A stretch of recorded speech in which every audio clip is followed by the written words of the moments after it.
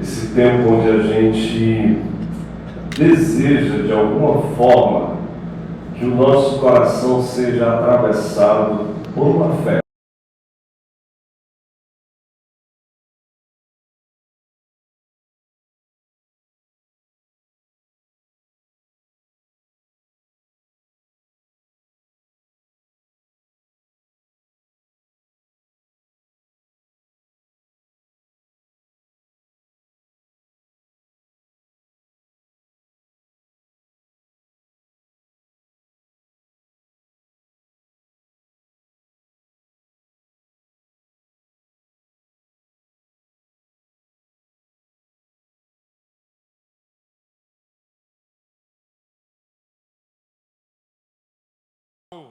Da vida que às vezes a gente se perdeu, que às vezes a gente deixou de perceber, do instante que às vezes a gente deixou de acolher.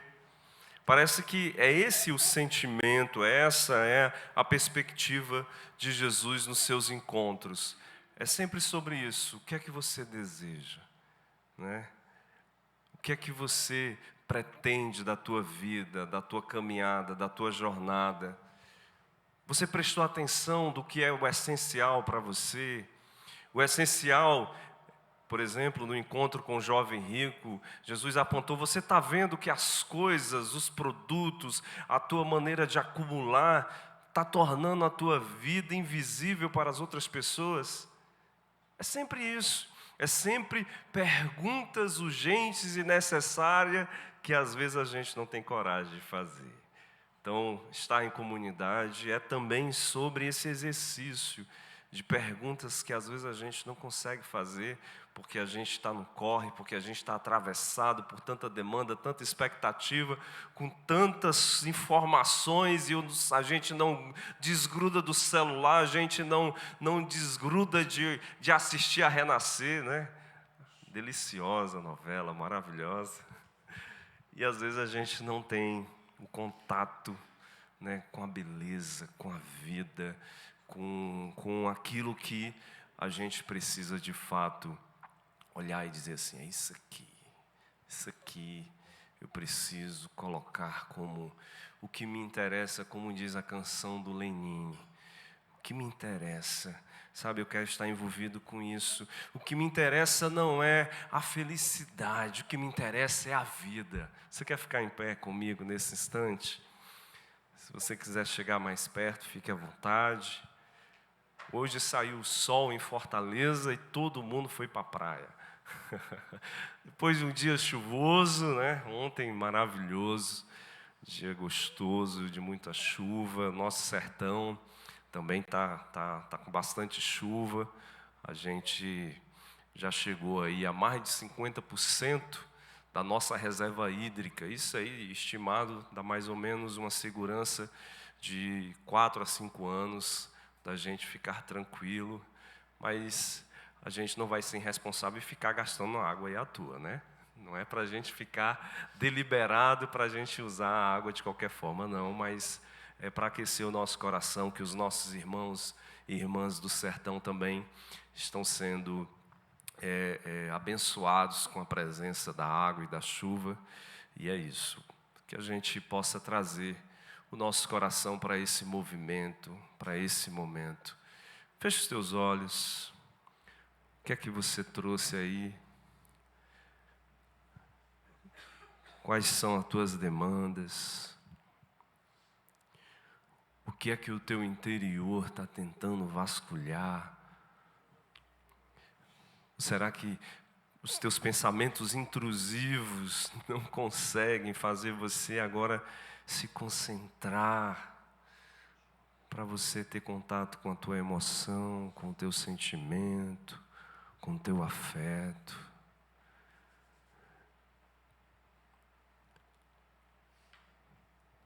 Calma, coração. Que a gente possa fazer como o salmista. E ele diz: espere em Deus, porque a tua alma está abatida, espere em Deus. Porque a tua alma está em conflito, espere em Deus. Porque a tua alma está aí com tanta ansiedade, calma, coração. Que esse tempo de celebração, Deus, nesse momento onde a gente desejou estar aqui, onde a gente se faz presença, o nosso coração possa ser tocado, a nossa vida possa ser alargada, que o nosso desejo possa ser capaz de capturar aquilo que é realmente essencial para a nossa jornada ter sentido, o nosso caminhar ter significado, que a gente consiga discernir quais os passos, quais as decisões de fato nós precisamos tomar para que de alguma forma a nossa vida não seja reduzida apenas ao trabalho, ao consumo, mas também seja uma oferta, um dom para quem está ao nosso redor e quem sabe até mesmo para nós mesmos, porque às vezes a gente vive uma exigência tão grande, que nós somos os nossos maiores carrascos. Que esse tempo seja também isso, de descobrir que a gente pode se livrar dessa culpa indevida e seguir uma vida leve, liberta, sensível, aberta ao encontro, ao imponderável. Que Tu seja essa presença que resgate em nós beleza, sensibilidade. Que Tu sejas essa presença capaz de nos devolver intensidade, gosto, sabor para a nossa vida. Que Tu sejas essa presença que acende em nós a vitalidade, o vício, para que a gente possa ter essa devolução a uma existência capaz de dizer assim: é possível vivermos nos pequenos encontros, naquilo que já está posto diante das nossas mãos, encontrar a força necessária para o passo seguinte. Que esse tempo seja isso, descobrir na comunidade da fé um fôlego que diz assim: é possível experimentar Deus com graça, sem a neura da culpa, sem o medo, livre para viver tudo o que a gente é, em nome de Jesus. Amém. Você pode aplaudir ao Senhor.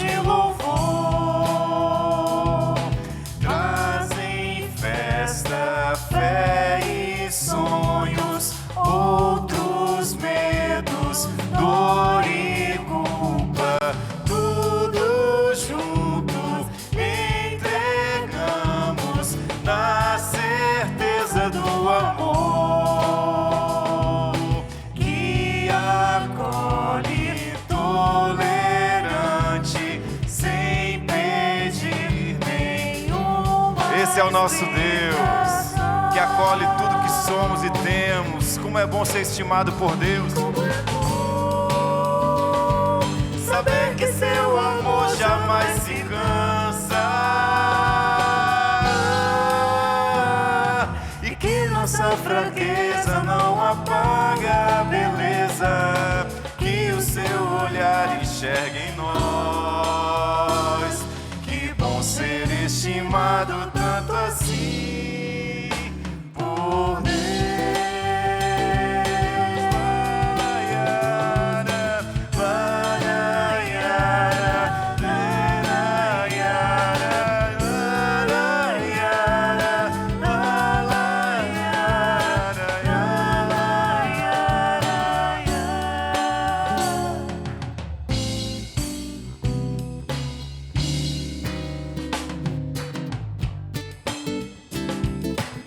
Vamos cantar de novo. Tanta gente se reúne neste espaço passos de louvor trazem festa, fé e sonho, muitos medos, dor e culpa, tudo junto lhe entregamos na certeza do amor que acolhe tolerante sem pedir nenhuma explicação.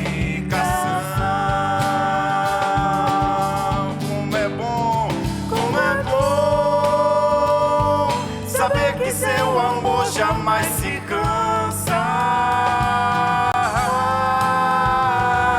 e que nossa fraqueza não apaga a beleza que o seu olhar enxerga em nós. Que bom ser estimado tanto assim. Como é bom, como é bom, como é bom saber que seu amor jamais se cansa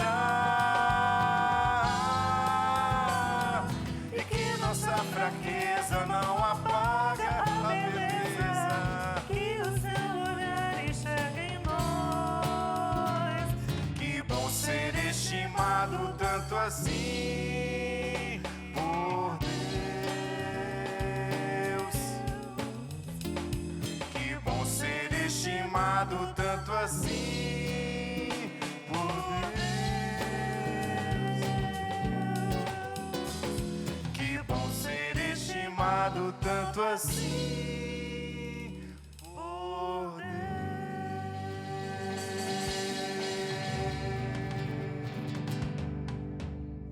Bom dia, queridos. Que bom sermos recebidos por essa mensagem, não é mesmo? Porque, olha, a gente é constantemente variação, né?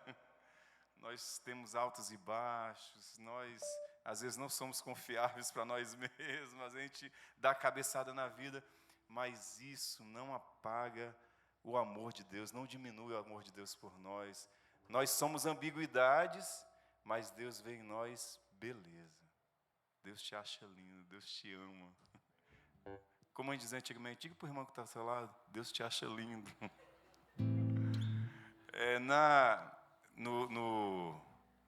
No lançamento do meu CD, eu ensinei para vocês a música Um Deus que Dança. E essa expressão, gente, é de uma revolução, assim, não só poética, mas teológica. Um Deus que dança é um Deus que é amigo da vida, que não fica alardeado com os impulsos do corpo, né? Ai, ele sentiu isso. Não. Isso é revolucionário. A glória de Deus é o corpo, eu diria. A glória de, por isso ele se encarnou em Jesus. Eu queria repetir essa música com vocês. Vamos lá. Mas antes queria ensaiar o refrãozinho que diz assim. Os homens cantam comigo assim, ó, e as meninas vão responder com elas. Deus é Deus que dança, Deus é Deus que dança, Deus é Deus que dança. Homens, Deus é Deus que dança, Deus é Deus que dança, Deus é Deus que dança. Mais uma. Deus é Deus que dança, Deus é Deus que dança, Deus é Deus que dança. Meninas, dança. Tá ótimo, vamos lá.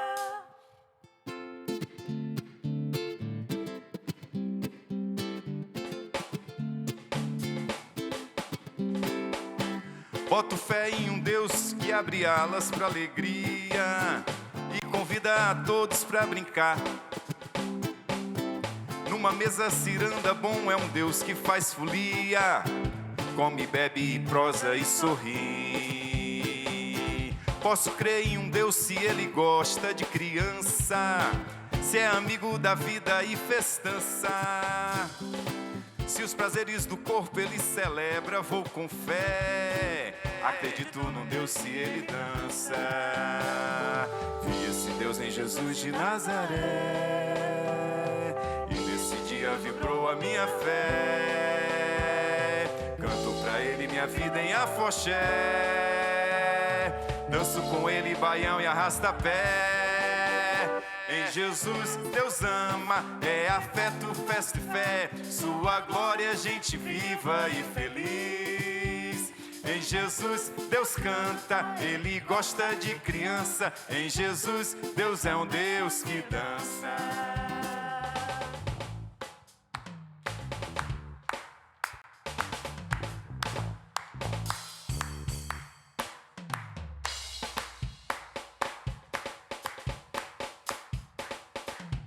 Vamos do início, boto fé em Deus. Boto fé em um Deus que abre alas pra alegria e convida a todos pra brincar. Numa mesa ciranda, bom é um Deus que faz folia, come, bebe, prosa e sorri. Posso crer em um Deus se Ele gosta de criança, se é amigo da vida e festança. Se os prazeres do corpo Ele celebra, vou com fé, acredito. Aleluia, eu vi esse Deus em Jesus. Vi esse Deus em Jesus de Nazaré. Esse dia vibrou a minha fé.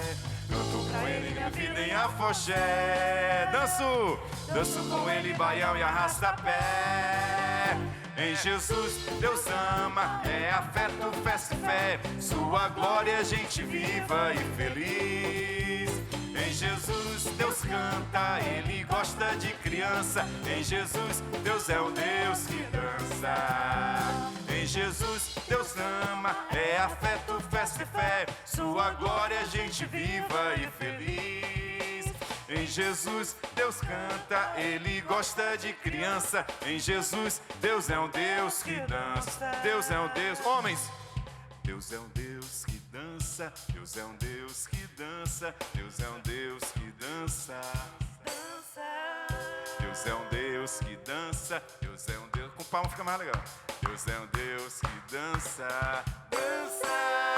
Deus é um Deus que dança. Deus é um Deus que dança. Deus é um Deus que dança.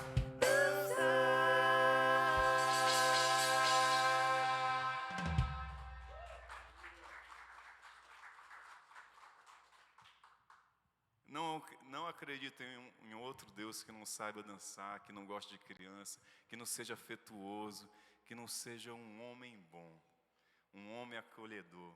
E a gente vai cantar essa música, um homem bom. Nós vimos Deus em Jesus, não, pelo menos eu, né? Não porque Ele exibiu poder, glória, majestade, mas o que me toca em Jesus, o que toca o meu coração em Jesus, Ele ter sido esse homem tão sensível, tão amoroso, que deu voz quem não tinha, que enxergou os invisíveis, a mulher, a criança, o marginalizado, o doente, o que era considerado pecador. Um homem bom, esse é divino.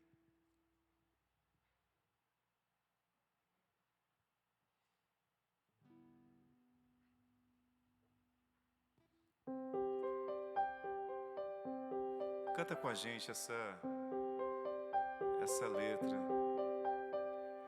Quem é esse homem bom que me enxerga como eu sou e estende a sua mão até tocar meu coração? Se quer eu vi alguém igual.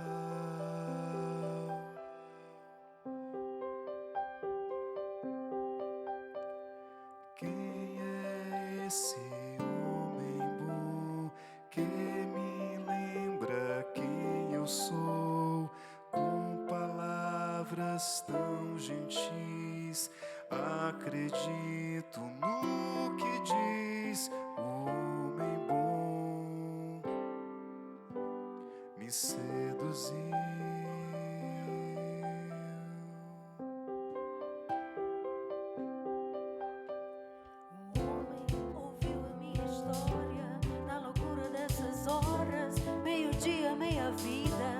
Interesse e atenção, que esse gesto me salvou. Ele me chamou pelo meu nome, eu comum e esquecida, que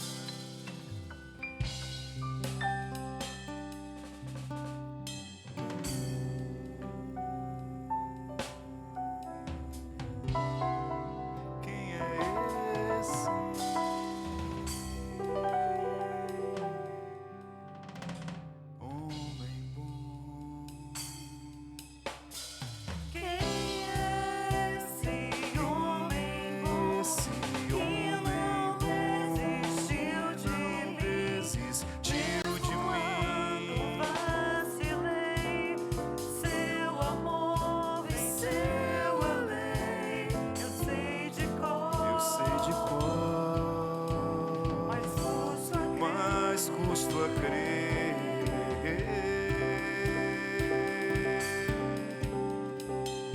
Quem é esse homem bom que a ameaça De uma cruz não lhe fez voltar atrás, de viver fazendo bem. Ele eu sei, É Ele eu sei, só pode ser. O homem me chamou para o serviço de espalhar o bem aos outros. Creu em mim quando eu não cria, para fortalecer dizia: tenha ânimo e doce fé. Respeitoso assim, reverente pela vida dessa gente, bem sofrida e carente, do homem bom que conheci, meu peito alegre diz.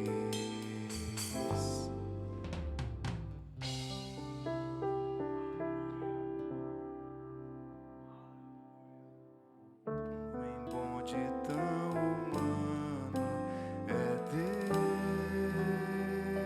Deus. homem bom de tão humano é Deus. Homem bom de tão humano é Deus. Homem bom de tão humano é Deus.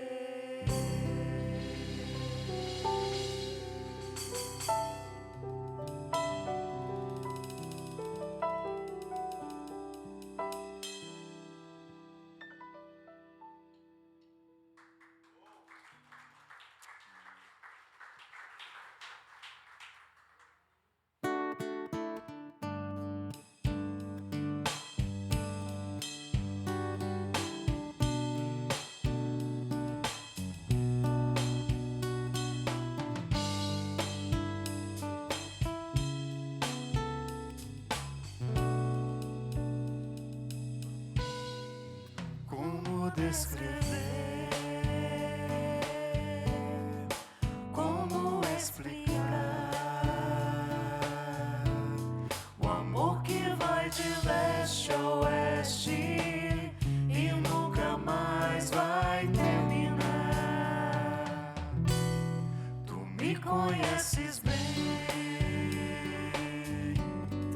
sabes quem eu sou. Não há como me esconder de ti, tu sempre sabes onde estou. É de coração, tudo que eu disser é de coração. Tudo que eu disser, um hino de louvor a Jesus de Nazaré. Se as palavras não mostrarem como é grande a minha gratidão, mesmo assim, Senhor, receba o meu louvor, é de coração. Não vou esquecer, não vou desprezar o amor que tu me revelaste ali pra me resgatar. Tu me conheces bem, tu me conheces bem. Tu sabes quem eu sou. Não há como me esconder de ti, tu sempre sabes onde eu sou. É de coração, tudo que eu disser, um hino de louvor a Jesus de Nazaré. Se as palavras não mostrarem como é grande a minha gratidão, mesmo assim, Senhor, receba o meu louvor.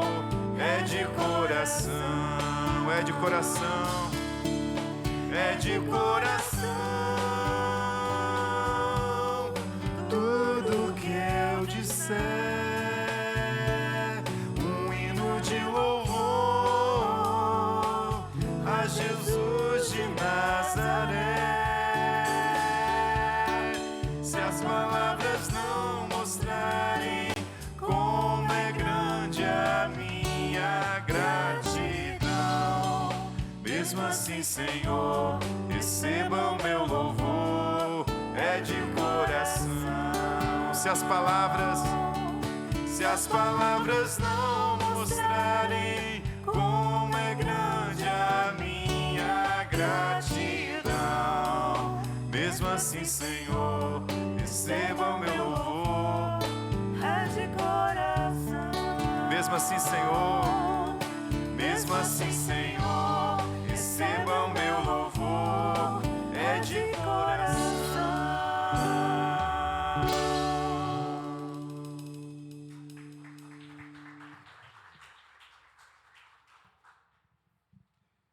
Podem sentar.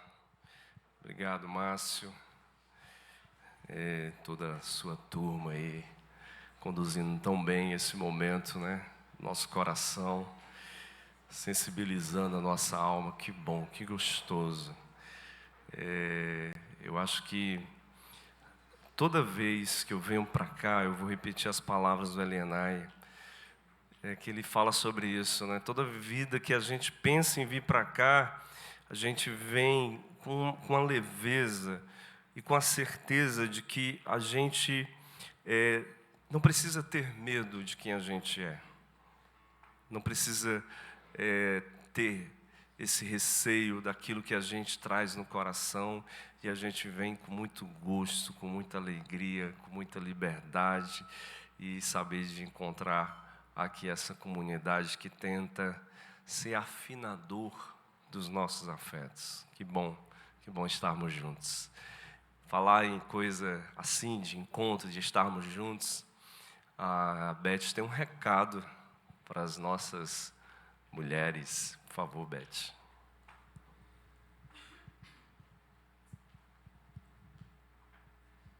Bom dia, tudo bem? A gente vem falando ao longo das semanas sobre o nosso encontro. Assim não vai dar para enxergar mesmo, de jeito nenhum. Os detalhes, o endereço e etc. Mas, enfim, por isso que eu trouxe aqui o celular. Eu vou colocar aqui alguns detalhes. A nossa reunião de mulheres, ela será semana que vem, no dia 27, certo? Então, tenta desligar ali um pouquinho. Dá para enxergar? Gente, eu não enxergo daqui. Não sei como é que vocês estão enxergando, sério. Mas, enfim, dia 27, às 17 horas, certo? Na rua Senador Machado, e o número é 195. Gente, eu preciso dos meus óculos atualizados, nem aqui. E aí, assim, a dica é que a gente vá de Uber. Por quê? Porque o Mucuripe ali, aquela região próxima à Beira-Mar, a gente tem pouquíssimas vagas ali. Quem costuma frequentar aquilo ali para correr, para comer, sabe o quanto que é difícil. O estacionamento pago, né, é por hora, e aí a gente não sabe exatamente quanto tempo vai ficar. Na rua é muito difícil encontrar vaga, né? Então, assim, a dica, vamos de Uber, que aí fica mais simples, para na porta, né? Em vez de parar o carro e encontrar uma vaga a uma quadra à frente, ou duas ainda, e ter que andar, e às vezes não é tão interessante assim a gente ir a pé até o carro, né? Por causa de segurança. Então, assim, a dica vá de carro, ou então se juntem aí para a gente poder ir junto num Uber só, se for o caso. Mas semana que vem nós temos esse compromisso, tá? Então, nós temos um grupo no WhatsApp, nós estamos nos organizando com relação às comidinhas, né? Se você não está no grupo das mulheres, pode me procurar depois do culto, para ser inserido nesse grupo. Ele não é um grupo de ficar bom dia, boa tarde, boa noite, bom fim de semana, aquelas, né, figurinhas, sem fim. Não, é um grupo bem objetivo, a gente fala sobre coisas bem nossas daqui, da nossa igreja, né? Uma necessidade ou outra, sobre, de repente, uma informação, uma pessoa que está internada, ou uma reunião, ou coisas afins. Tá certo? Então, assim, me procure se você quiser fazer parte desse grupo. De toda forma, tem alguém levantando a mão ali para mim? Ou não é para mim? Não. Tá. De toda forma, não marque nada no sábado que vem. Nosso grupo tem feito laços de afeto, de carinho, de amor. É um lugar onde a gente vai compartilhar a fala, vai escutar. Tão importante essa questão, esse exercício de escuta, né, de uns aos outros, de ter tempo para olhar nos olhos, dizer como é que foi o seu mês, os desafios, as dores que nós estamos passando, as alegrias que a gente puder compartilhar, né? Então, assim, esse formato de igreja nosso, ele pede muito outras reuniões que sejam agregadoras, que sejam, sabe, é como se fosse assim, vamos juntar aqui as brasas, né, para a gente não se apagar, para a gente conseguir ser uma igreja bem quentinha emocionalmente falando, né? Em outros encontros, lugares, propostas, mas que a gente possa sempre estar olhando uns para os outros, né, e sabendo muito bem quem está perto da gente, como que a gente pode contribuir, o que o outro está passando, porque isso é ser igreja, tá certo? Então, vai ser na casa da Bárbara, e aí eu aguardo vocês às 5h em ponto. Eu sei que Bethesda tem um probleminha no relógio, parece que o relógio da Bethesda, ele tem um jeito de operar diferente, mas a gente vai se esforçar para começar exatamente às 5h. Ok? Obrigada.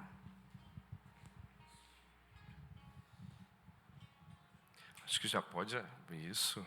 Não deixou nem falar, cara. Muito bem. E aí, é isso, meninas. Fique à vontade, ao término da nossa celebração, procurar aí a Beth, vai ser na casa da Renata e da Bárbara, né, que vão ser as anfitriãs desse encontro, e eu acredito que vai ser muito legal. E aí nós, homens, né? O que é que a gente vai fazer? Então, nós, né, desafiamos aí, fomos desafiados a ter esse encontro também. Com certeza, a gente no dia 4 de maio, que é um sábado, tá? 4 de maio, você aí que está aqui conosco, coloca aí na tua agenda, 4 de maio, às 16h, a gente tem um encontro marcado. A gente vai rodar o banner essa semana, mas hoje aqui o que é que você vai fazer? Independente da tua orientação sexual, certo? Independente disso, a gente quer contar muito com a presença de vocês também, todos os homens, tá? Dessa nossa igreja, da nossa comunidade, estarmos juntos, presentes, conversando. E aí o que é que você vai fazer? Você hoje tem um compromisso comigo. Então, quando terminar a celebração, você vai me procurar, vai dar o número do teu telefone, o teu nome, porque aí a gente vai estar formando esse grupo para a gente poder fazer esse encontro e ter essa vivência. É bem isso mesmo. A gente vive um momento que eu acredito que é onde a gente cada vez mais está familiarizado com o outro, mas não está presente. A gente tem muita familiaridade, mas não tem intimidade. A gente tem muita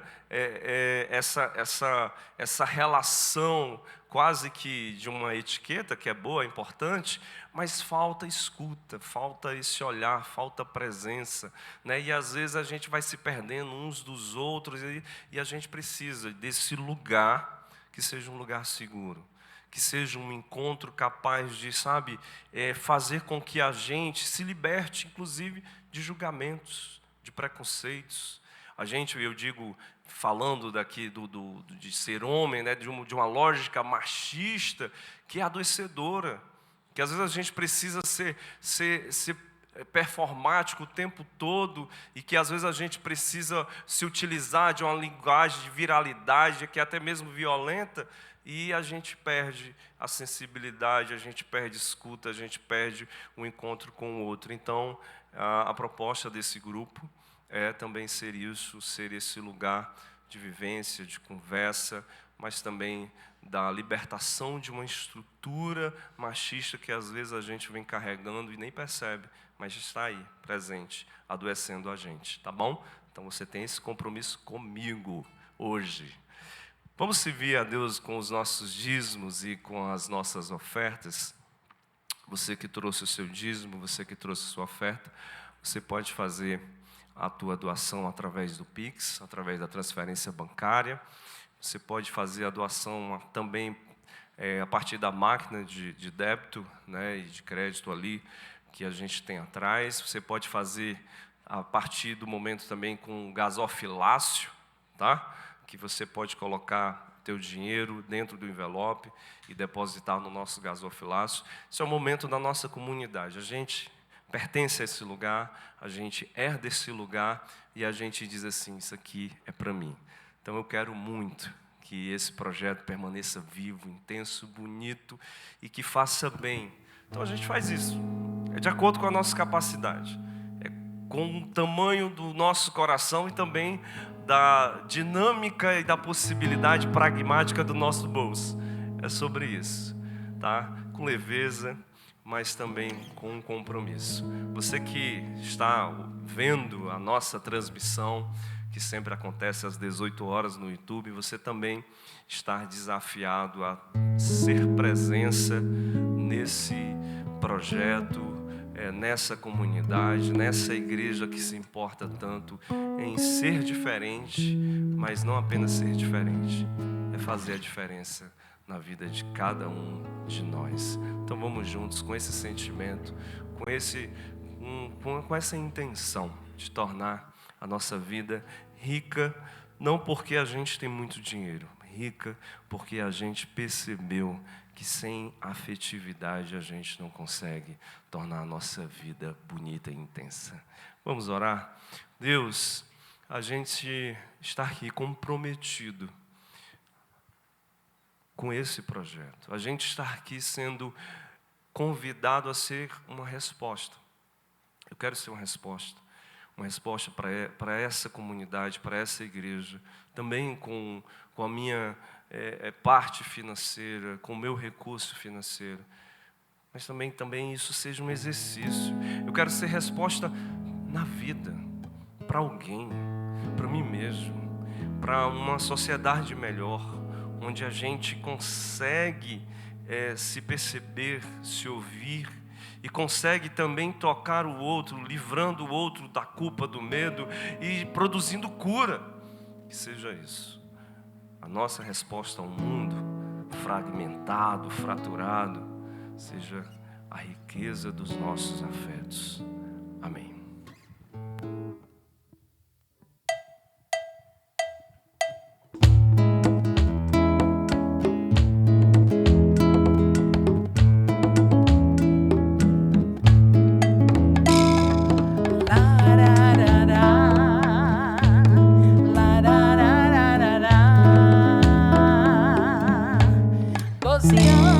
Mal vividos, em completa solidão, sofro com hemorragias que não têm explicação. A impura da cidade é como ouço me chamar. 12 anos intocável, sem no próximo tocar.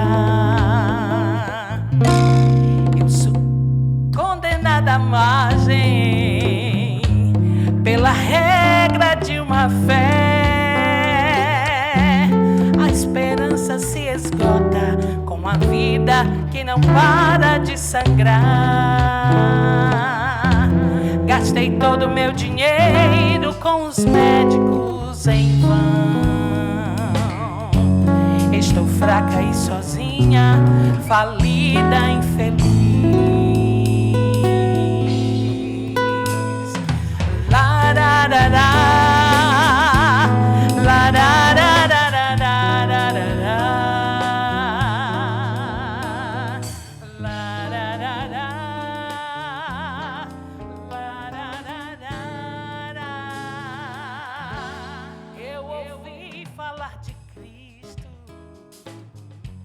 seu poder e compaixão.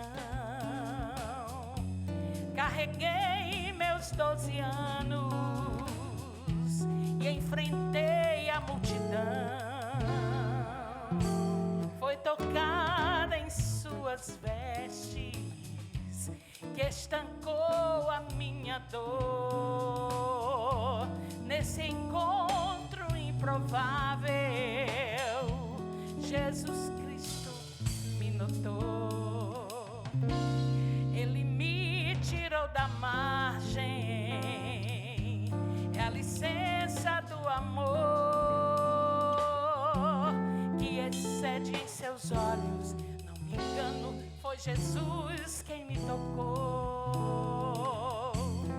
Agora minha vida é inteira gratidão a quem me acolheu na multidão e enxergou, a quem me acolheu na multidão e enxergou.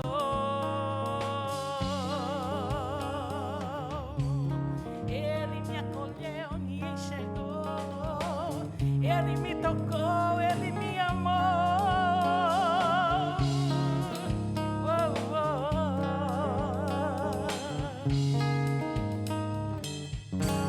12 anos e uma história.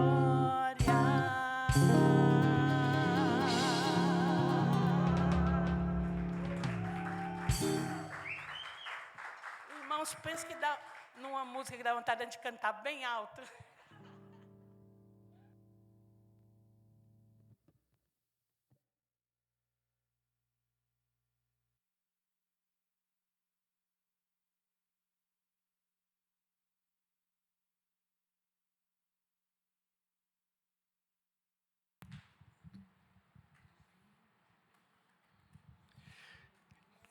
Que lindo ouvir a Andréa mais uma vez.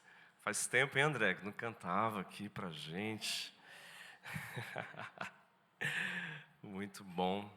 A Andréa não pôde estar presente na nossa Páscoa, né? Estava dodói, mas hoje ela veio retribuir um presente para a gente, para o nosso coração. Gente, o nosso pastor, eu não sei se ele avisou que domingo passado não estava aqui, o Elienay, fez uma cirurgia de septoplastia, né? Tirou os cartuchos, bichinho, está bem, mas eu acredito que domingo que vem ele já esteja conosco, não para pregar, sou eu que vou pregar de novo, tá? Vocês vão ter que me aguentar por 2 domingos. Mas está tudo bem com ele, tudo tranquilo, falei com ele na quinta-feira, a gente tem conversado, e é isso. Quem me roubou de mim? Essa é uma pergunta de um livro maravilhoso. Eu diria que é a melhor obra dele. Eu só li essa. Do Fábio de Mello. Brincadeira, eu li mais uns 2, 3 livros dele. Tem o Sagrado, que é de crônicas, enfim. Mas ele tá meio perdido aí, enfim. Mas isso é outra coisa. Mas é um livraço, é um livro que trabalha muito a questão desse resgate da nossa subjetividade. E quando eu olhei para esse texto, eu disse para mim mesmo, eu acho que não existe narrativa melhor para tentar responder essa pergunta. Quem me roubou de mim? É em Marcos capítulo 5, dos versos 1 ao 20. É uma narrativa sobre alguém que está possuído, alguém que está ali dentro da compreensão da espiritualidade comum, está fora de si. Tem ali um espírito, tem ali introjetado nele uma estrutura, uma força que o impede de ser, que é o Gerazeno. Eu vou fazer muita confusão com esse número. Gente, uma hora eu chamo Gerazeno, outra hora eu chamo Jazareno, outra hora eu chamo Gadareno. Gadareno não tem nada a ver, que é outra cidade. Uma cidade é Gadá, outra Gesara, que é totalmente diferente uma da outra, e são 3 narrativas contando histórias diferentes. A Bíblia tem essas coisas, né? A narrativa do Gadareno é em Mateus 8, alguma coisa, depois vocês conferem lá. Tem a história aqui de Marcos, capítulo 5, e tem a história de Lucas também, que reproduz essa mesma narrativa. Aí já fica coisa mais parecida. E aí vem essa descrição aqui desse acontecimento. Deixa eu ler para vocês, que diz assim: e chegaram à outra margem do mar, a região dos Gerazenos. Percebe que a narrativa, se você vem lendo o capítulo 4 de Marcos, você vem percebendo que existe ali o seguinte: de um lado está a Palestina, a parte que seria tradicionalmente religiosa, tradicionalmente dentro de uma estrutura espiritual e de fé da compreensão de Jesus, e agora se faz necessário ele ir para outra margem, para um outro lugar, para esse outro lugar que se refere a uma outra espiritualidade, que é uma espiritualidade mais helenista, uma espiritualidade que tem diversos povos, diversas línguas, culturas diferentes, e é para esse lugar que ele está indo. E descendo Jesus do barco, veio logo ao seu encontro. Eu gosto muito dessas nuances da narrativa. Saído dos túmulos, um homem possesso de um espírito impuro. Tinha nos túmulos a sua morada, e ninguém conseguia prendê-lo, nem mesmo com uma corrente, pois já fora preso muitas vezes com grilhões e correntes, e despedaçara os grilhões e quebrara as correntes, e ninguém era capaz de o dominar. E de dia e de noite, andava sempre entre os túmulos e pelos montes, gritando e ferindo-se com pedras. E avistando ao longe, correu e prostrou-se diante de Jesus. E disse em alta voz: o que há entre mim e ti, ó Jesus, Filho do Deus Altíssimo? Conjuro-te, por Deus, que não me tortures. É que Jesus dizia-lhe: sai desse homem, espírito impuro. E Jesus perguntou-lhe: qual é o teu nome? E ele disse-lhe: o meu nome é Legião, porque somos muito. E suplicava muito que não o expulsasse daquela região. Havia ali, próximo do monte, uma grande vara de porcos a ser apacentada. E os espíritos impuros suplicaram a Jesus: manda-nos para os porcos, para que entremos neles. Jesus consentiu-lhes isso. E os espíritos impuros, saindo, entraram nos porcos, e despenhou-se a vara do precipício para dentro do mar, cerca de uns 2.000, e afogaram-se no mar. Mar está longe para caramba aqui, só para a gente pensar aqui nessa estrutura, que é um exercício que a gente sempre faz aqui na Bethesda. Se você não está habituado, eu preciso que você se habitue. A narrativa, ela não tem a intenção, toda a narrativa bíblica, ela não tem a intenção de te dar uma descrição jornalística dos fatos. Isso aqui é o que aconteceu. Não. Ela está preocupada em mostrar uma linguagem mais próxima daquela comunidade que recebeu esse texto, que recebeu essa escritura, para compreender a sua realidade e de como, a partir dessa realidade, eles poderiam viver. O mar aqui está distante. A gente vai entender um pouco melhor aqui quais são essas referências de porcos, por que ele diz que é legião. A gente vai entender. Calma o teu coração, tá? E os que apacentavam os porcos fugiram e levaram a notícia à cidade e aos campos. E as pessoas vieram ver o que se passara. E chegam junto de Jesus e veem o possesso sentado, vestido e em perfeito juízo. E ele que estivera possuído de uma legião, e ficaram morrendo de medo. E os que tinham visto contaram-lhes como aconteceu ao possesso e contaram a respeito dos porcos. E começaram a pedir que Jesus se retirasse do território. É estranho isso, né? Como assim? Alguém que liberta essa pessoa que vivia totalmente em um estado de violência, de agressividade, e que agora esse alguém que liberta essa pessoa se torna uma ameaça para essas pessoas que também poderiam agora provar essa vida livre, autêntica, liberta. E voltando para o barco, o homem que fora possesso suplicou-lhe que o deixasse estar com ele. E Jesus não lhe permitiu, mas disse-lhe: vai para a tua casa, para junto dos teus, e conta-lhes tudo o que o Senhor fez por ti, e como teve misericórdia de ti. E ele retirou-se e começou a apregoar na Decápole o que Jesus fizera por ele, e todos se maravilharam. Vamos ter um instante de oração.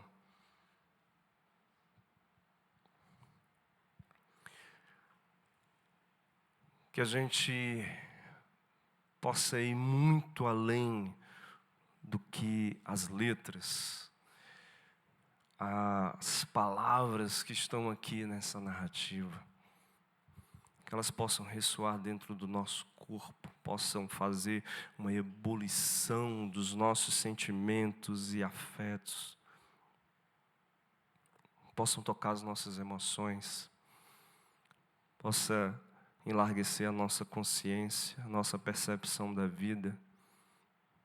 Preciso que esse testemunho se amplifique em mim, acenda em mim a necessidade de sermos, e não apenas vivermos sob a demanda de tantas outras estruturas. Que a gente possa viver para dentro, com um olhar sensível, leve, sem a busca frenética de uma vida perfeita. Que seja isso. Amém. Vejam, essa narrativa, por si só, ela é uma riqueza muito estética, dramática. Mas não apenas. Não apenas existe ali uma dramaticidade do texto, onde existe esse sujeito, essa pessoa que parece ser uma monstruosidade. Ele se tornou isso, né? Dá essa sensação, é um monstro. Alguém que arrebenta correntes, alguém que não consegue ser contido por outras pessoas, alguém que se lança a arriscar a própria vida, se violenta. Mas também existe um contorno político, não apenas o contorno político, há também uma questão social. E não apenas uma questão política, social, mas também existe uma dimensão existencial que tem a ver comigo, que tem a ver com você, que tem a ver com a gente, que tem a ver pelo fato de nós estarmos aqui. E o fato de nós estarmos aqui nessa sociedade, nesse mundo, a gente também precisa se perguntar se não existe aí estruturas, se não existe aí sistemas, se não existe um modo de viver que de alguma forma captura tanto a gente, que nos arremessa em uma vida que desemboca em violência. A gente já pode fazer esse exercício, eu já vou dando aqui spoiler para vocês. Mas a gente precisa entender algumas insinuações. A primeira e a mais clássica é sobre esse acontecimento ter um claro, de novo, contorno político-teológico. Porque quando Jesus pergunta o nome do Gerazeno, estou acertando, hein? Vocês vão contando aí quantas vezes eu vou acertar esse nome. Nome do Gerazeno, ele responde com uma nomenclatura da tropa do Império Romano, que é aproximadamente 6.000 soldados. Qual é o nome? Legião. Ou seja, o que é que está sendo ali dito nos contornos da narrativa, que precisa ser apresentada com uma certa sutileza, com uma certa subversão, não pode ser tão clara assim. Vamos pensar a estrutura social a qual essas pessoas estão ali, é século II, século III, eles estão dentro de um sistema que é opressor, que é o Império Romano. O que é que está sendo denunciado ali? Existe um sistema político imperial que reproduz essa violência. Ou melhor, eles é que tentam debelar, aniquilar com qualquer rebeldia. Percebe? O fato desse sujeito querer se libertar, o fato dessa pessoa querer, de alguma forma, inventar um modo de vida, é justamente por conta disso que ele também sofre essa violência. É justamente por conta da sua rebeldia, da possibilidade de transgredir, da sua possibilidade de querer inventar um modo de existir, ou de não aguentar essa estrutura que é tão maçante, que torna, o que o torna justamente uma ameaça. Então esse contraste, né, de alguém que sofre uma violência e luta contra essa violência, é justamente uma denúncia do que esse império é capaz de cooptar na vida daquelas pessoas. E de novo, não é à toa as menções aos instrumentos usados para abarcar, domesticar aquele sujeito que buscava uma vida melhor. Percebe?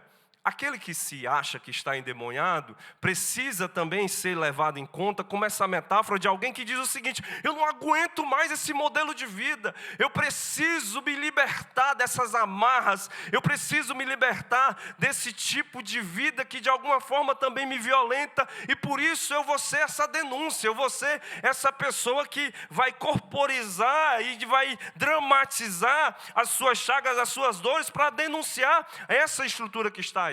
Essa estrutura política, essa estrutura militar, essa estrutura também religiosa, essa estrutura também econômica, essa estrutura também social.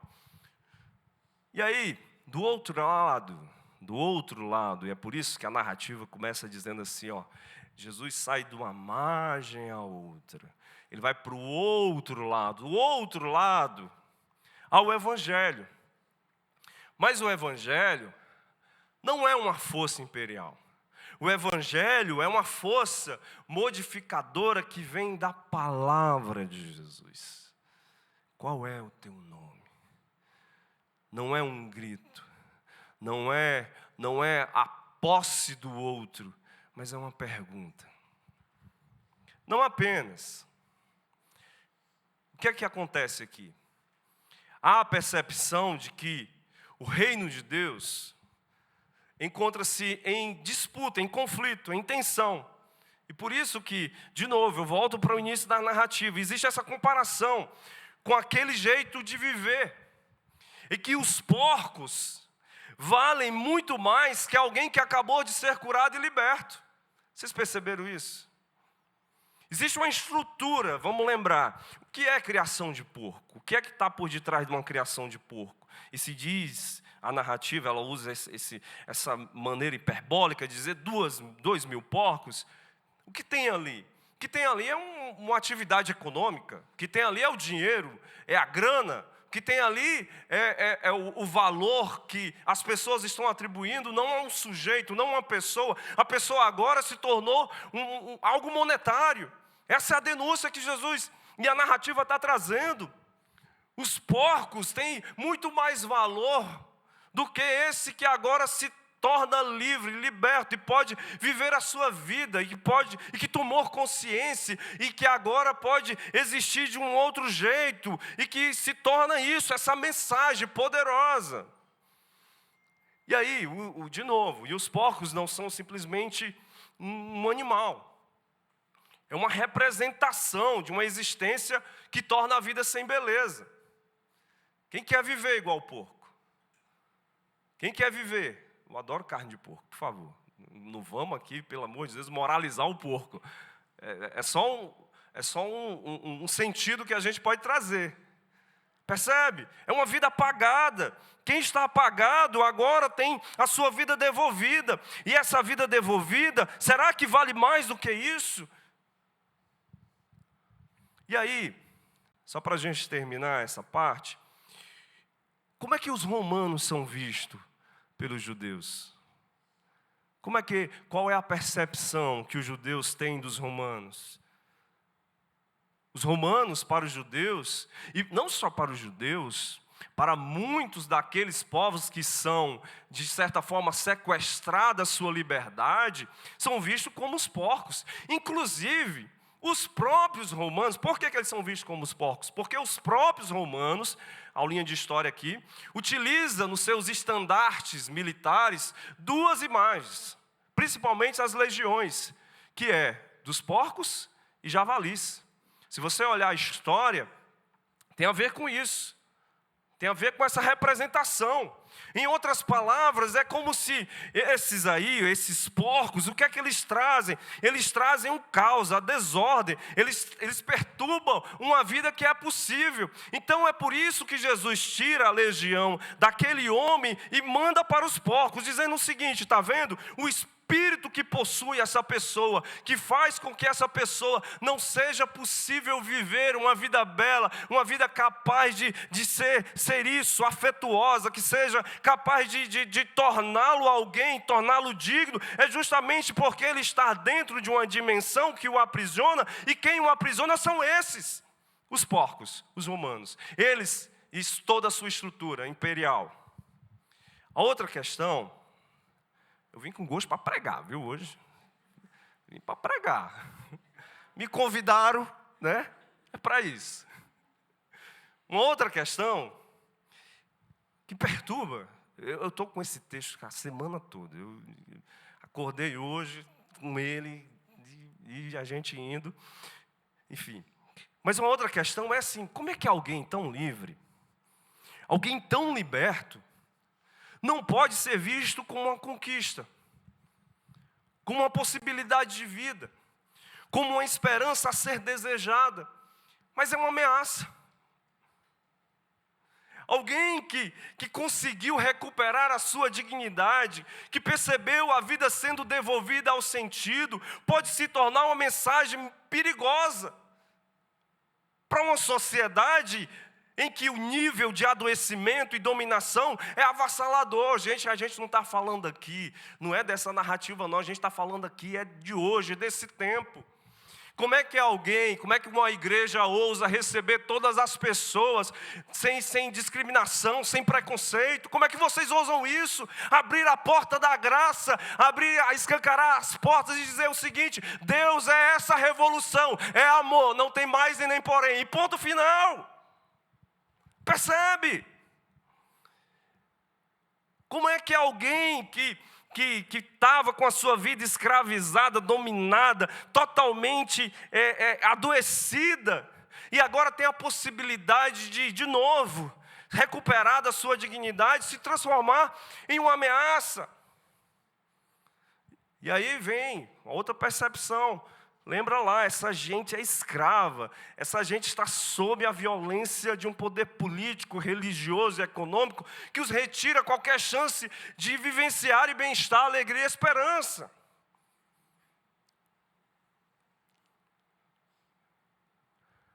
O que acontece? O que tem ali é a negação da vida que poderia ser abraçada e modificada, de um jeito de viver que poderia trazer libertação, mas não apenas para o indivíduo, mas uma coletividade, uma comunidade, uma experiência plural e graciosa. Quem deveria ser expulso, permanece. E quem deveria permanecer, é expulso. Ou seja, os afetos que agora poderiam florescer naquele lugar são simplesmente vistos com desconfiança, com medo do desconhecido, e o que resta é a subjugação, o sequestro de quem poderiam ser e não são. Essa é a referência que a gente pode trazer para aqueles que disseram assim, olha, vai embora, Jesus. Você é uma ameaça para a gente. Como é que a gente vai dar conta de enfrentar esse império todo se tu começar a libertar todo mundo aqui? Como é que a gente vai dar conta da vida se a gente começar a ter consciência de classe? Como é que a gente vai dar conta de um mundo se a gente começar a perceber de quão nós estamos sequestrados em nossos afetos, em nossas atividades laborais, em como a gente vai dar conta se a gente começar a exigir de fato de uma política que não seja apenas privilégio de 1% dos mais ricos, mas que seja capaz de transformar a beleza e a vida das pessoas que são precarizadas e mais pobres, as que mais sofrem. É uma ameaça.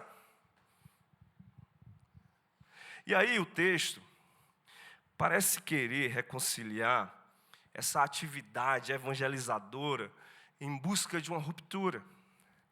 Ela não se concentra mais em uma terra onde tem apenas a ambiência propriamente judaica ou restritamente hebraica, mas encontra-se aberta a outras realidades. De novo, veja, eu comecei falando sobre isso. Jesus, a narrativa diz assim, ele vai para outra margem. Não é um ambiente religioso, judaico, hebraico, que tem ali sinagoga, tem nada disso. Tem nada disso. É totalmente polissêmico, é totalmente plural, tem outras divindades, tem outras percepções religiosas. E aí a narrativa parece querer conciliar isso. A mensagem de Jesus não está apenas aqui, restrita a esse grupo, a essas pessoas, não, ela é aberta a todos. Se abre ao mundo como esse anúncio a ser avocado, a ser apresentado, a ser anunciado. Ou seja, a boa nova é um poder, mas é um poder não opressor, de novo. A boa nova de Jesus é justamente esse contraste, esse conflito. Olha, nós não viemos fazer o que o império faz com vocês. O nosso poder é curador. A boa nova não é essa força que chegou para se fazer frente ao império apenas num conflito ali, né, beligerante, militarizante. Não, a lógica é de trazer uma nova consciência, de trazer uma nova percepção de si, do outro, e de como é possível, mesmo nesse ambiente hostil, sobreviver.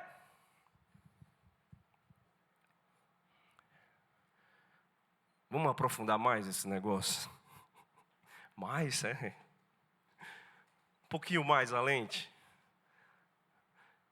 Vamos pensar, eu já fiz esse exercício com vocês, já dei um pouquinho de spoiler. Mas vamos pensar.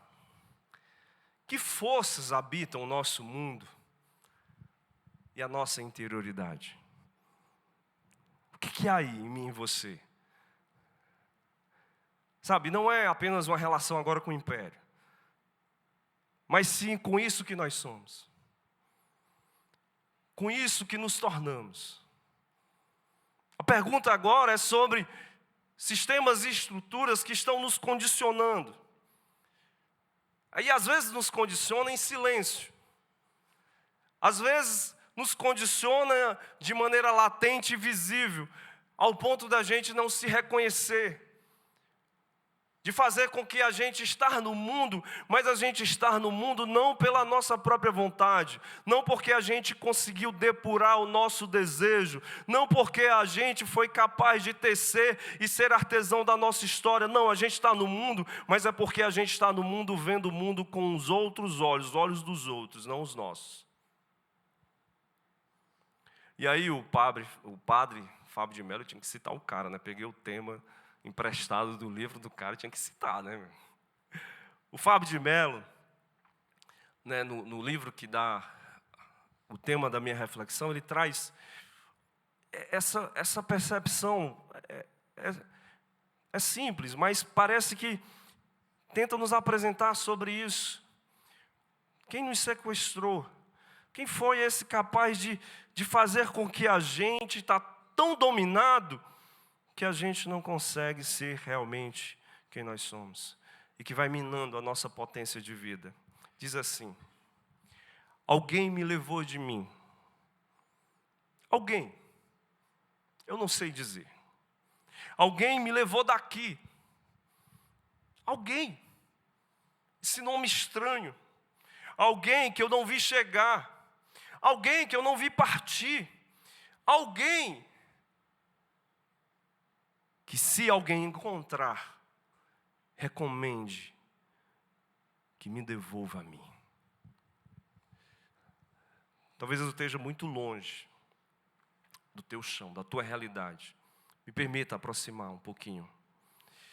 Mas ao invés de eu te dar exemplos, eu queria te fazer algumas perguntas. Preferi fazer esse exercício comigo mesmo. Lembre que sempre, quando a gente vem aqui, primeiro passou pela gente, né? É meio que autobiográfico, toda mensagem é autobiográfica. Não tem como. As palavras vão sendo atravessadas na gente, no nosso corpo, da maneira como a gente reage ao mundo. E aí eu queria fazer esse exercício com a gente. Será que ainda não carregamos vozes do ambiente familiar, dessa estrutura que foi a nossa casa, né? Pai, mãe, pais, mães, avós, tias, alguém que cuidou da gente, que nos arremessa ao medo, à culpa, ao ressentimento, a uma sensação de desamparo e de que sempre a gente está em dívida? Não seria também essas vozes uma espécie de correntes, de grilhões, que ainda nos perturbam e nos machucam? Parece que a gente nunca consegue responder à demanda que foi nos colocada, imposta ali. O que é que você vai ser quando você crescer? Eu queria ser policial. Graças a Deus eu não sou, com todo respeito à atividade policial. Mas num país que trata a segurança pública do jeito que a gente trata, não, ainda bem. Mas não apenas a pergunta daquilo que a gente vai ser quando crescer, mas o tanto que a gente sofreu, ou ainda sofre, com as comparações,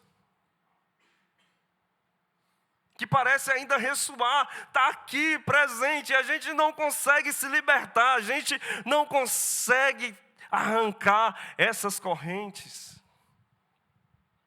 Pensa aí, não precisa me responder, pensa aí no teu coração. Será que o ambiente político, social e econômico não contribui para que eu e você, ao invés de vivermos numa sociedade onde a vida se torna mais gentil, solidária, colaborativa, faz nos jogar em uma espiral de sobrevivência, onde o trabalho se torna a cada dia um recurso subvalorizado, em todos os seus aspectos, desde o ambiente onde a gente está, é hostil, é desagregador, torna cada vez mais insano, competitivo, e a gente é metrificado o tempo todo, a gente não aguenta mais tanto relatório para responder, mas não apenas os relatórios ali, burocráticos, mas também os relatórios das relações. Não vou falar nem da remuneração, que aí a gente chora. Sabe? E aí a gente olha para a luta política, de novo, e por favor, aqui ó, meu irmão, não tem negócio de esquerda e direita não. A luta política no Brasil é horrorosa. É horrorosa.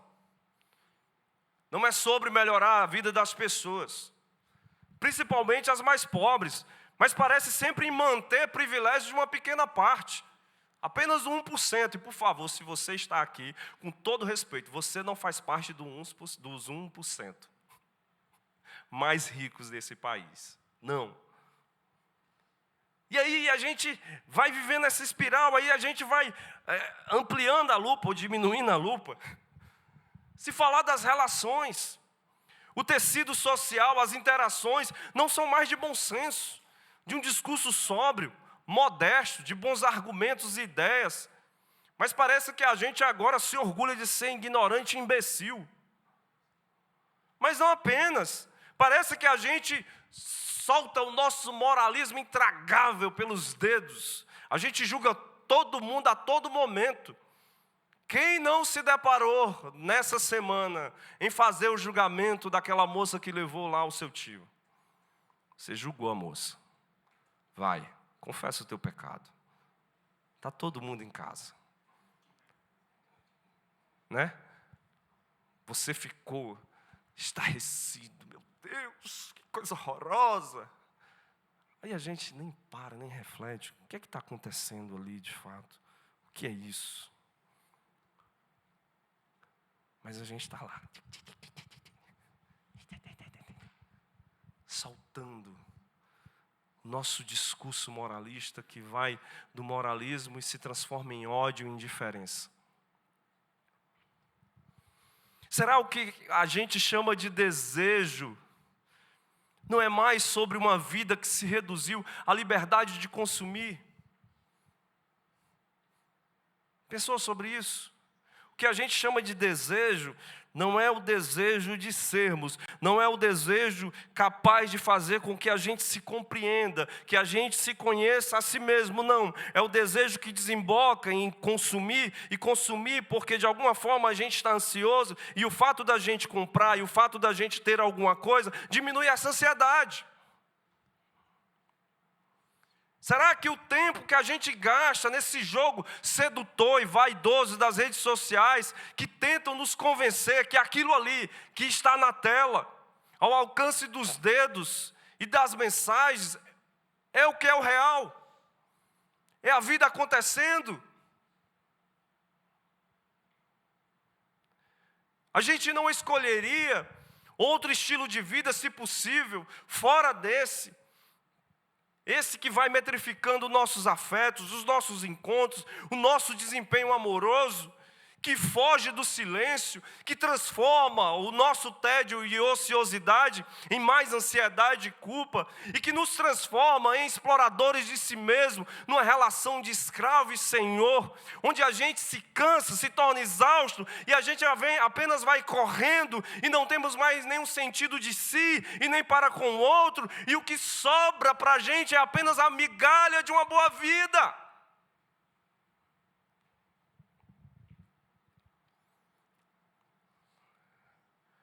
Eu quero fazer só uma afirmação. Só uma. Pensei em fazer duas, ó. Mas não vai ser coisa demais. Só uma. Vivemos melhor quando abandonamos a idealização, faltou uma crasezinha aí, de quem poderíamos ser e abraçamos o que nos tornamos. A gente vive melhor quando a gente abandona essa idealização de quem poderíamos ser e abraçamos o que a gente se tornou. Veja, mudar, se transformar, subverter muito do que a gente foi e olhar diferente para a nossa história é algo bom. Até certo ponto é algo bom.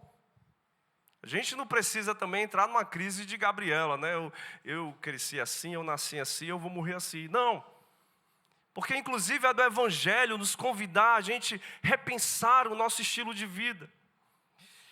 Mas é curioso também como é desse mesmo Evangelho a prudência, um ensinamento de nos colocar diante de um limite existencial. Sabe? De uma sutileza que muitas vezes, ou não, a gente não vai superar aquele déficit. Um déficit emocional. Você não vai superar o teu TDAH. Por isso que você precisa de uma medicaçãozinha. Sabe, existe um déficit emocional que a gente precisa olhar com prudência e dizer assim, ó, existe esse limite existencial. E o melhor para a gente talvez seja apenas a gente reconhecer, mas não apenas reconhecer, a gente também compreender, ou dar um passo mais ousado. Quem sabe encontrar a graciosidade diante daquilo que já está aqui, ou aí, ao alcance do teu coração. Você olhar para a tua história, para a tua jornada e dizer, poxa, como é bom ser quem eu sou. Veja o que eu já galguei, as experiências que eu tive, as transformações que já vieram e fez com que eu me tornasse isso. Que coisa graciosa, que coisa libertadora. E aí, de novo, isso não se trata da gente ficar, né, submetido a um cinismo, né, ou vivenciar um comodismo. Não, não. Sabe por quê? Porque se a gente entrar nessa ciranda de querer superar a todo momento, eu entendo que a gente vai tornar a nossa vida empobrecida e, de certa medida, deixa de lado a beleza que a gente já é. os afetos que pulsam com tanto significado e que nos trouxeram aqui. E de repente a gente não consegue às vezes dimensionar a existência, a vida que a gente foi capaz de tecer e criar e vivenciar e de experimentar e de fazer com os erros, com os pecados, com o fracasso, com aquilo que a gente abandonou, com aquilo que a gente escolheu. E às vezes a gente não dá conta disso, a gente não percebe quanto isso também tem valor, como isso é interessante, é pulsante, quanto isso torna inclusive a gente forte. Percebe? E aí, às vezes, a gente, quando fica nessa ciranda de sempre idealizar aquilo que a gente poderia ser, é como se a gente deixasse de perceber, inclusive, as dores, os sofrimentos que impulsionaram em cada um de nós uma força e que nos colocou em movimento, em aprendizado e em reinvenção da nossa própria jornada. Cara,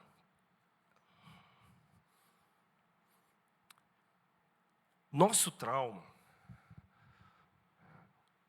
foi o que nos trouxe até aqui. É isso que o Evangelho está querendo dizer. Percebe?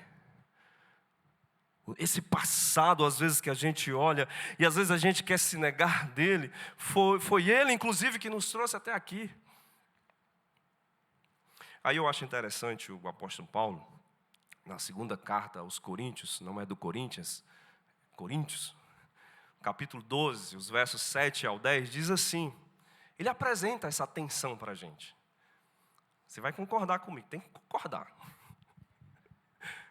Ele apresenta para a gente esse conflito. É um texto muito conhecido. O bicho é vaidoso, viu?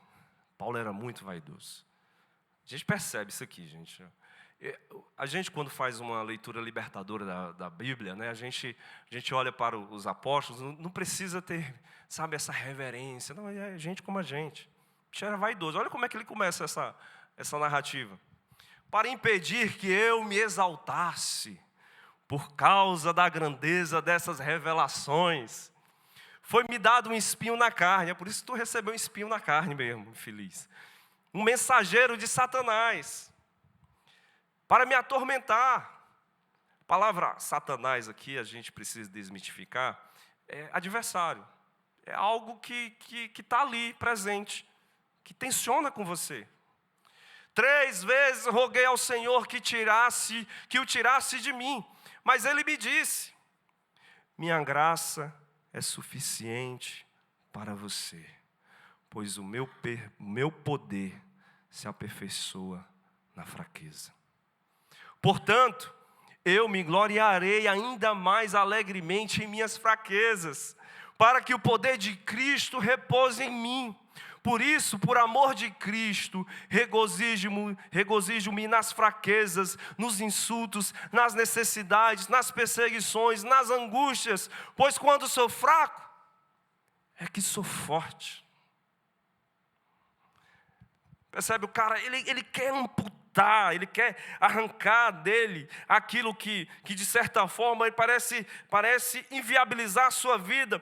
Aí, esse sentimento, né, essa revelação, essa voz que ele escuta, né, que vem dentro do seu coração, vem dizendo o seguinte, cara, para com essa bobagem, para de acreditar que você vai se tornar outra pessoa. E para ser outra pessoa, você precisa apenas se limitar em tirar aquilo que você já fez, as decisões que você já tomou. Vive agora o presente, ressignifica aí as tuas tensões, os teus conflitos, as tuas angústias.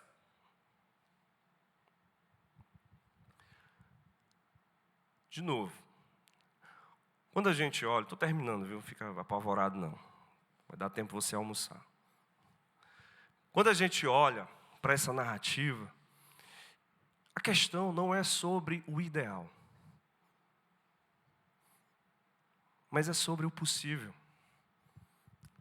Porque o ideal mesmo, vamos voltar um pouquinho para a narrativa, o ideal mesmo é a destruição desse império, que subjuga e mata. Mas o que foi ali? O que foi que aconteceu? Foi possível vivenciar a recuperação de uma pessoa. de alguém que torna a sua vida agora potente, com força suficiente para construir a sua vocação, o seu testemunho, a sua história. Ele não está mais esmagado pelo peso de ser outra pessoa, mas a si mesmo, com todos os seus traumas, com todas as suas manias, com todo o seu passado, que parece querer ser esquecido e às vezes torna a voltar, querendo derrubá-lo da vida. Mas ele pode florescer naquele instante, com uma oportunidade que surge, para que ele seja devolvido à sua própria existência e diz assim: é meu. Eu conheço esse lugar. É nessa reconciliação entre o que foi idealizado e o que temos de fato, que pode nos lançar em concretude, em presença, em vitalidade, em pertencimento com a nossa história. E aí, olha de novo, olha para a narrativa. O que é que Jesus faz com Gerazeno? Acertei mais uma vez. Fique. Ele quer ir. Quer esquecer o passado. Quer fugir da casa. Quer fugir dos laços. Fugir dos afetos. Ele quer ir. Mas há uma razão existencial ali. É sobre um processo de vida que precisa ser feito, de tornar-se o que é. Agora, você não vai mais depender do olhar dos outros que estão assustados com aquilo que você se tornou. Ou levar os outros a acreditarem em quem você se tornou. Mas é identificar na sua experiência um aprofundamento naquela vida que pode ser insignificante. Olha como é que esse cara, como é que ele vai andar ali naquelas ruas, naquele lugar. Ele foi transformado em uma ideia, em um conceito, em uma referência estética e ética. Alguém que experimentou com tamanha intensidade a vida e que, portanto, não perderá tempo em idealizá-la, mas que estará atento a cada detalhe do instante, que vai fazer de si dom, ofertando ao mundo os seus melhores afetos. É isso que acontece. Ele vai se tornar testemunha de si mesmo, do que aconteceu com ele. Não foi com os outros, não foi com a cidade, com o local. Não, é sobre si, é sobre ele. Ele testemunha e fala dele e diz o seguinte: olha isso que eu me tornei. E é essa a sua vocação, e esse é o seu destino, e esse é o seu caminho, e é essa mensagem que ele se torna, que é capaz de salvar outras pessoas.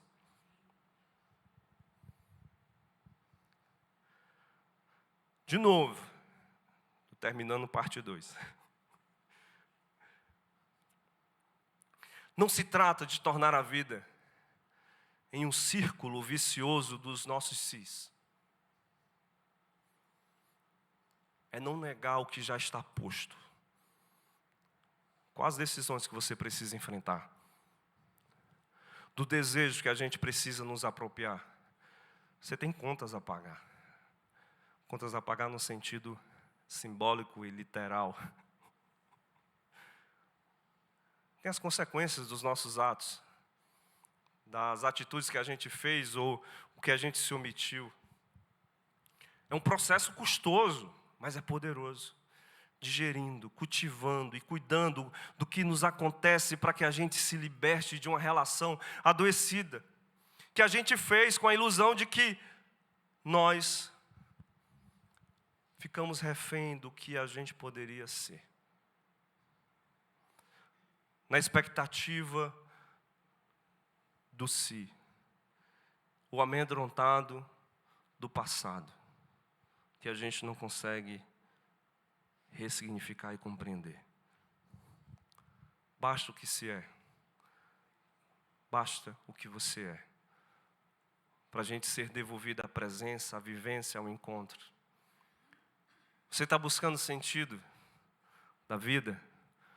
Ou querendo encontrar alguma coisa para fazer? Sabe o que acontece com a gente quando a gente fica querendo buscar sentido na vida e querendo buscar alguma coisa para fazer? A gente, nesse processo, muito facilmente se desliga da existência e vai vivendo de maneira automática. E o mais simples, e o mais essencial, você não faz. Você procrastina. Agora, de verdade, eu termino. Porque a gente está a buscar o extraordinário, o perfeito, a felicidade insuperável. O que é que de fato a gente quer?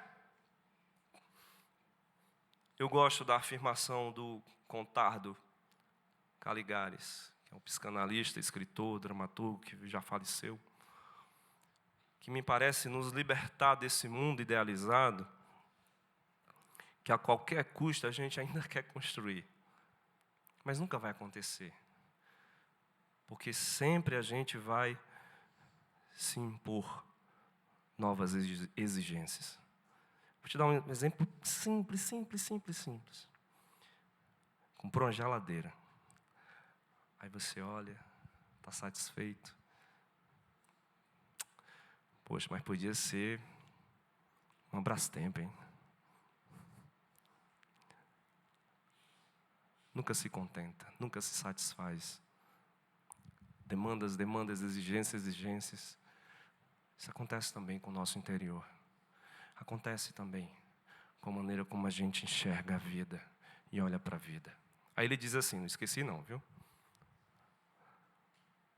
Eu gostei demais, isso me atravessou profundamente. Inclusive, quem fica me stalkeando viu os meus stories essa semana, essa frase.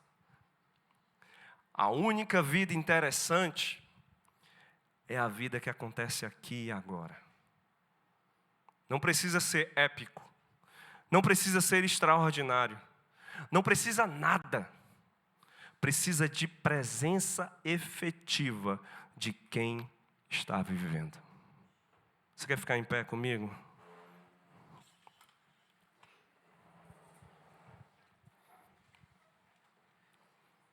Eu não conheço os teus processos interiores.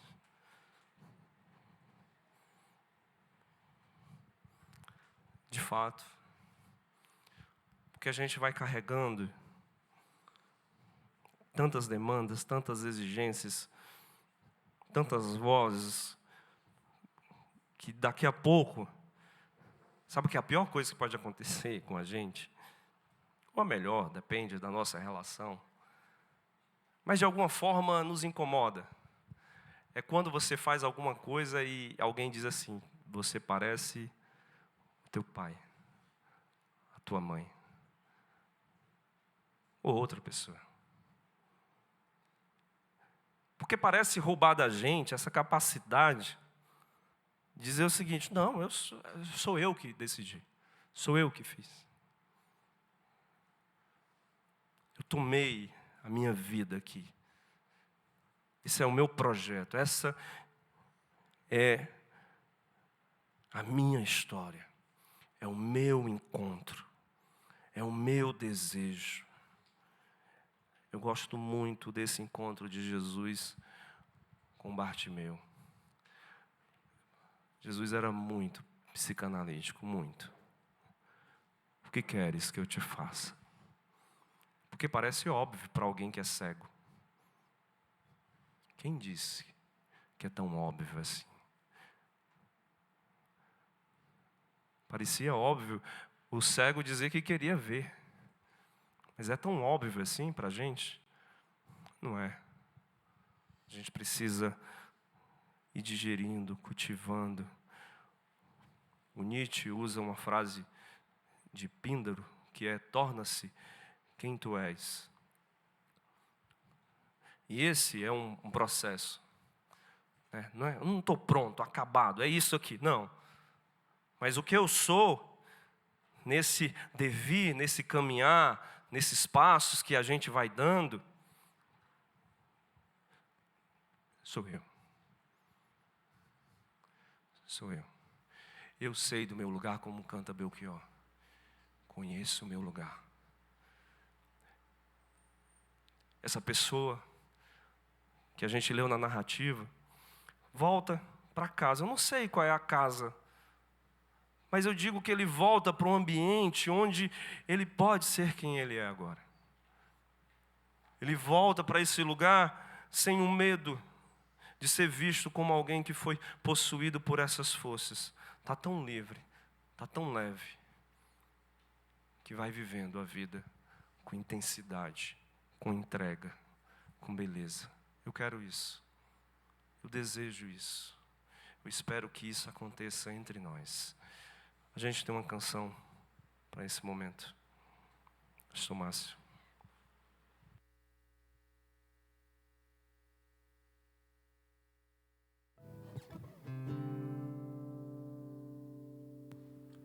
Sonda-me, Senhor,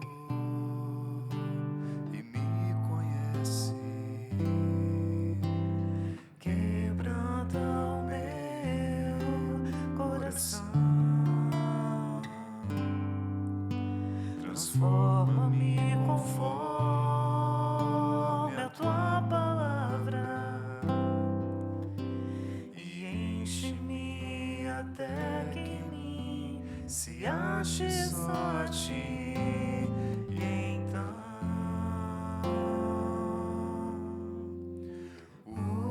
usa-me, Senhor.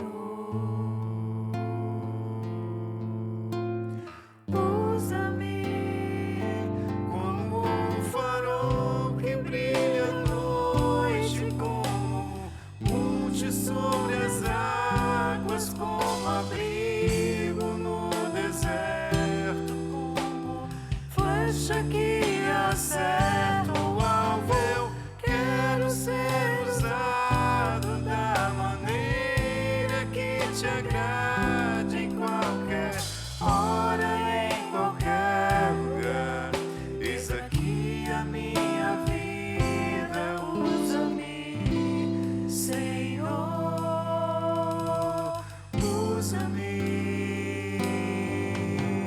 Sonda-me, Senhor, e me conheces. Quebranta o meu coração. Transforma-me conforme a tua palavra e enche-me até que em mim se ache só a ti.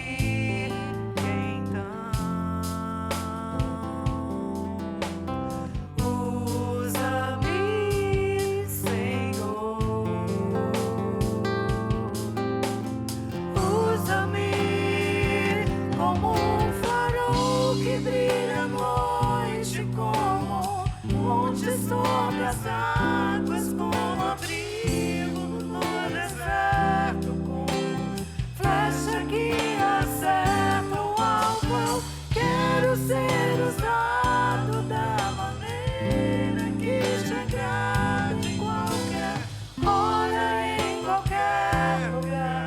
Eis aqui a minha vida, usa-me, Senhor.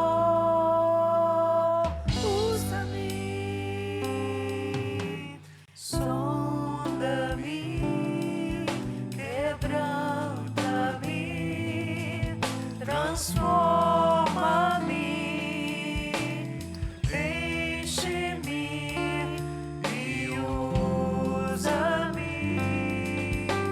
Sonda-me, quebranta-me, transforma-me, enche-me e usa-me, Senhor.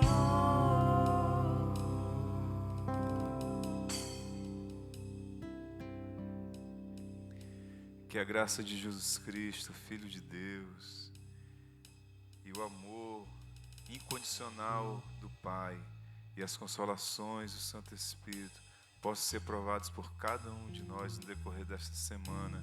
Aquele que acredita, diga amém. Amém. Deus abençoe. Tenha uma ótima semana. Bom almoço.